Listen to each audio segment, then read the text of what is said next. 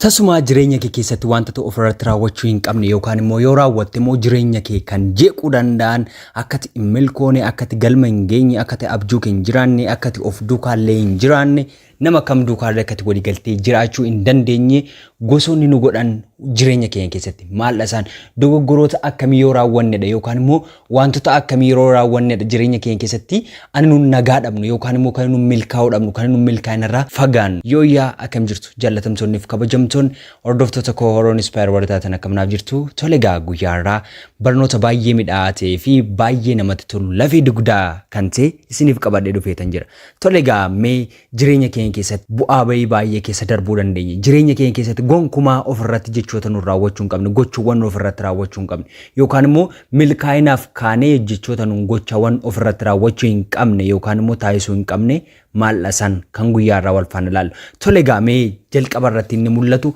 maal nu jireenya keenya keessatti raawwachuu hin qabne wanta nu gonkumaa yoo raawwanne immoo miidhamnu jechuudha tole gaa inni tokkoffaa irratti argamu akka mo'amne amanuu dhabuu jireenya keenya keessatti dogoggoroowwan baay'ee hojjechuu dandeenya yookaan immoo dorgommii baay'ee keessa seenuu dandeenya karaa hojiitiin karaa barnootaatiin karaa baay'eetiin hojiiwwan adda addaa keessatti hirmaachuu dandeenya yeroo baay'ee dorgomuu dandeenya yeroo baay'ee yaaluu dandeenya irra deddeebinee yaalla garuu yoo mo'amne akka mo'amne sana hamannee fudhachuu dhabuun kufaatii guddaa nu saaxila kufaatii guddaa keessa darbeellee ofitti amanamummaan keenya akka inni garbuu akka nuun waan biraa irra dabarree yaaluu hin dandeenyetti akka boolli fuuldura keenya jirutti akka nuun sodaannu nu taasisa dogoggoroowwan hojjennee mo'amne yookaan immoo akka tapha sana ala taanu taane sana adda baafannee beeku maalirraa kaanedha inni nu mo'amuu danda'e mo'amuu gaafa amanuu dhabnu ani mo'amuu hin qabu ani akkasidha jennee konfiidensii qabaachuun kan jiru ta'ee osoo jiru garuu mo'amuu kee yookaan immoo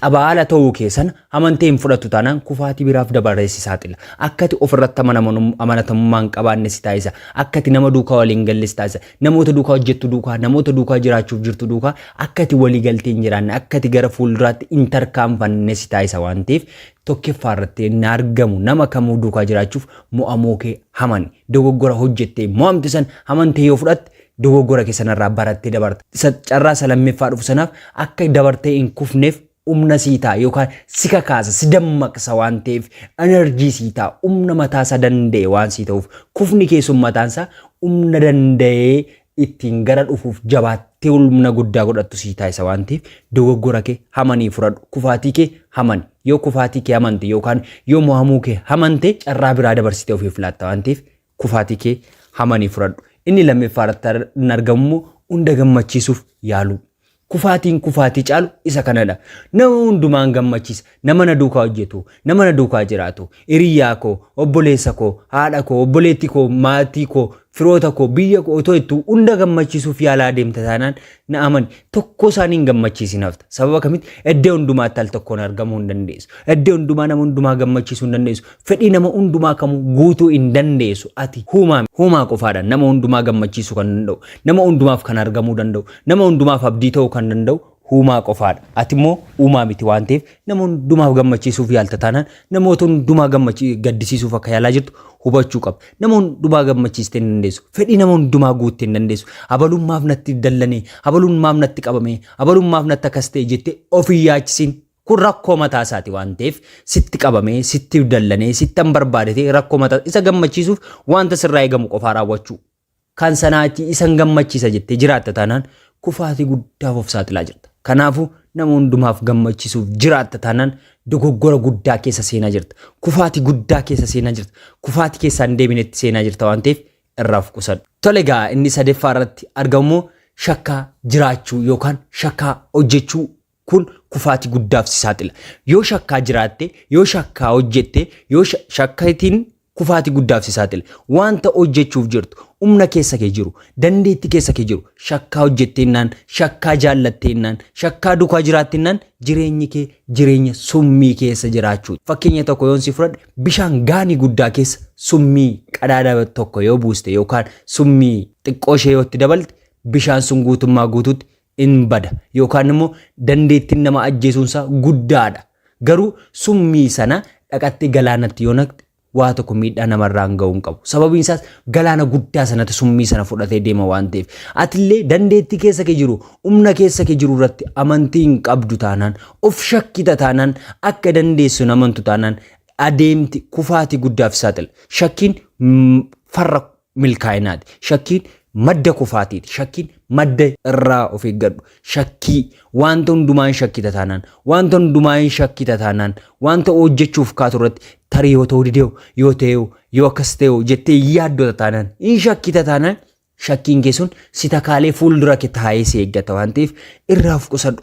Shakkiiwwan sin barbaachisneen of madaaltee shakkiiwwan siif hin malleen of naannessitee jirta taanaan jiraachuun kee akkasitti hadhaa'u taa'es abdii dhabda waan jiraattuuf wallaalta garatti goortuu dhabda. Kanaaf immoo shakkii kee xiqqeessi ofirratti amantii guddaa qabaadhu. Jireenya keef waan baay'ee si tajaajila waan ta'eef.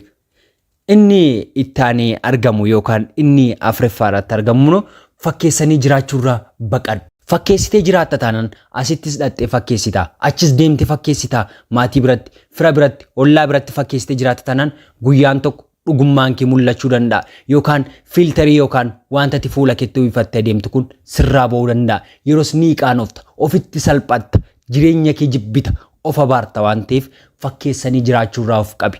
Gammaddee irra jiraachuuf, arra kufaltee ooluuf jettee fakkeessaa, jireenya fakkeessaa jiraatta taanaan kufaatii guddaa of saaxilaa jirtaa jechuudha.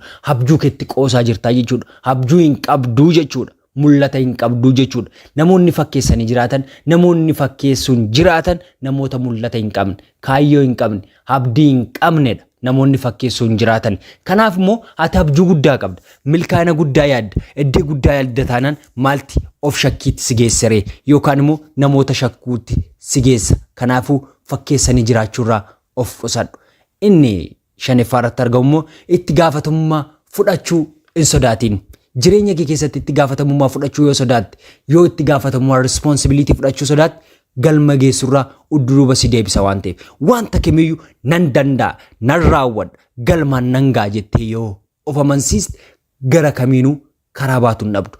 Jireenya isaanii keessatti namoonni milkaa'ina guddaa irra ga'an yookaan milkaa'ina guddaa goonfatan, namoonni milkaa'ina guddaa jireenya isaanii keessatti dhufan namoota itti gaafatamummaa fudhatan, namoota balaa hin sodaanne, namoota itti gaafatamummaa guutummaa guutuutti rakkoon tokko yookaan waa tokko manaaj godhe yookaan geggeessummaan kamuutti laatameennan anaaf naa ta'a. Kanaafuu nan geggeessa, nan raawwadha jedhanii namoota jiraatanidha. Namoonni kaayyoo isaanii jiraatan itti geggeessummaa yookaan itti gaafatamummaa hin sodaatta taanaan jireenyi kee jireenya gadaantee waanuma jijjiirama hin qabne achumee warra akka booyyee arras sanuma qulqullaa'an utoo itti eegduu boor xuraa'ummaa keessatti argitu, boor arra jijjiiramanii utoo boor kufaatii keessatti namoota argitu taata. Kanaaf immoo jireenya booyyummaarraa jireenya itti gaafatamummaa fudhadhuutii jireenya kee jijjiiri.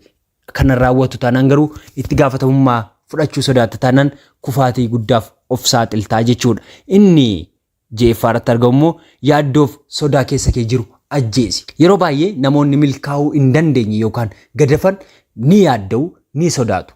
Waa tokko hojjechuuf yoo jedhan yaaddoo guddaa keessa galu, hin sodaatu, yoon akkas ta'e, yoon kufee, yoon achiin kasaaree, yoo maal narra ga'ee, yoo maatiin kun jibbanee, sababan kana hojjedhuuf yoo maatiin kun irraa deemanee. Yaaddoowwan kun yaaddota hin jirre yookaan yaadota gara fuulduraatti jireenya keenya keessa dhufuu hin dandeenyedha. Yaadota nun ofirratti maddisiisuun ofiin yookaan of takaalluu jechuudha. Kun immoo ta'uu hin qabu. Milkaa'ina keenyarraa udduruuba nu gottota waan ta'eef, gadi nu hambisa waan ta'eef, gara udduruubaatti akka nu deebinu nu taasisa waan ta'eef jireenya keenya keessatti tasumaa wanta nu gochuu hin qabnu, wanta abjuu keenyatti nu deemsisu, wanta galma keenyatti nu geessisurraa udduruuba dheessuu yookaan sodaachuu yookaan yaadda'uu wanta kamuu jireenya kee keessa ofitti amantee qabaattinnaan hojii sanarratti yaaddoo kamuu yoo si mudate keessa akka darbartu umni keessa kee jiru sittima, onneen kee sittima, si beeksisa miirri kee waan ta'eef sodaaf yaaddoo keessa kee injifadhu. Yoo sana injifatte wanta sodaattu sana yoo dalagde, wanta sana yoo hojjette kamuu injifachuu dandeessa waan ta'eef sodaa keessan injifadhu. Yoo sodaa keessa injifatte galma barbaadde geessa. Inni dhumaffaaf torbaffaarratti argamu abdii hin kuttiin. Namoonni abdii kutatan galma hin gaane. Wanta barbaadde yeroo baay'ee irra deddeebi'een sitti hima. Yaaluu dandeessa, feel ta'uu danda'a, yaalta, hin kufta. Garuu abdii kutatta taanaan abdiin keessun karaatti hafaa jechuudha. Galma barbaadden geenafta. Osoo hawwitu hawwii kerraa, osoo yaaddu yaada kerraa akka dudubaaftu kan si taasisu abdii kutuudha. Tasuma abdiin kutiin wanta kamirratti dukkan nama barbaade yoo dheerate bari'uun isaan oolu. Gufuu nama barbaade yoo baay'ate sana darbuun keen oolu. Qoraattiin barbaade yoo fuuldura kitaayii sanaa booda aara galfii guddaa jira waan ta'eef chaalenjiin barbaade, dhiphuun barbaade, gaddi barbaade, yaaddoon barbaade kamuu si mudachuu danda'a. Tasuma garuu abdiin kutiin. Abdii booda ifa guddaa jira.